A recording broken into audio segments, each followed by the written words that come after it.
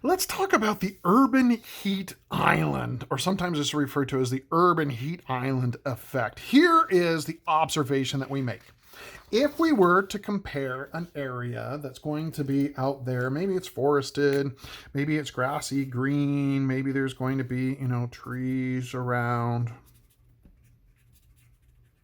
and we compare that to another area, and we got the big fat black out here, and we compare that to another area that has a lot of sidewalks and a lot of streets and asphalt. It's going to have a lot of buildings.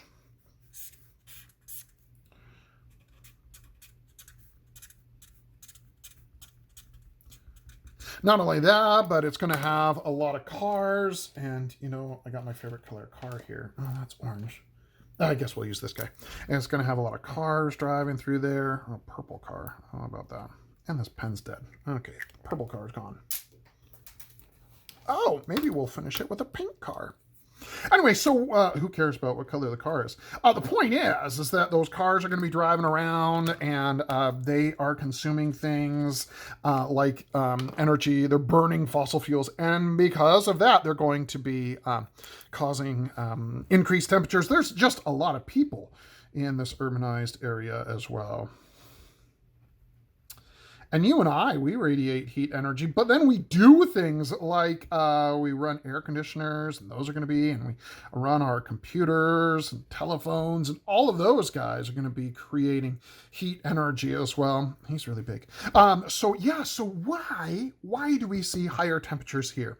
Our overall pattern that we see is that it's going to be warmer in our urbanized areas.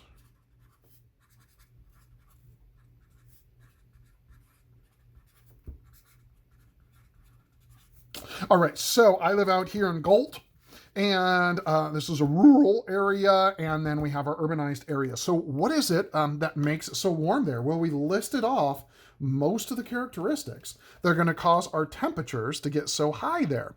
The first thing that we mentioned is the surfaces. We have sealed surfaces. In a previous discussion, I talked about how water, and we're going to talk more about it in the future, how water absorbs a lot of that light, the heat energy, retains it. Well, if you have sealed surfaces, you don't have that water sticking out there. Okay? The other thing that we have is we have a lot of darker colors. Okay, so the buildings, the asphalt, the concrete, the brick, the glass, everything like that is going to be darker color. We know that that's going to have an influence on the surface albedo. So again, same idea we were talking about. Light energy comes in, more light energy is absorbed, so we start to get more heat energy. Sealed surfaces, darker color, more people. Okay, and people do things. People activities. And we have more machinery, more equipment, there's more automobiles.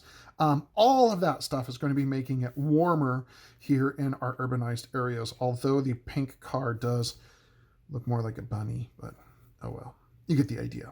All right, so what do we find with our urban heat island? We call it the urban heat island if you were to look at it from, oh, one other thing, right? So we have our buildings, and those buildings, if you can picture it, usually they're tall and they're narrow, and if you were to look at it from above, you'd see a building there, and a building there, and a building there, and a building there, right? And so what starts to happen is the air starts to get stuck, right? So airflow gets limited because of the shape and the building, so we have limited airflow. Right? So all of these guys in our urban heat island. Now, if you were to look at a map from up above, you'd start to see a little urbanized area and a little urbanized area and urbanized area, and those are going to be the areas that are warmer. That's why they call them these little heat islands, is because it's going to be these regional areas that are going to be warmer than others. Why? Sealed surfaces, darker colors, more people, people activities people do, things people do, and limited airflow going through those regions.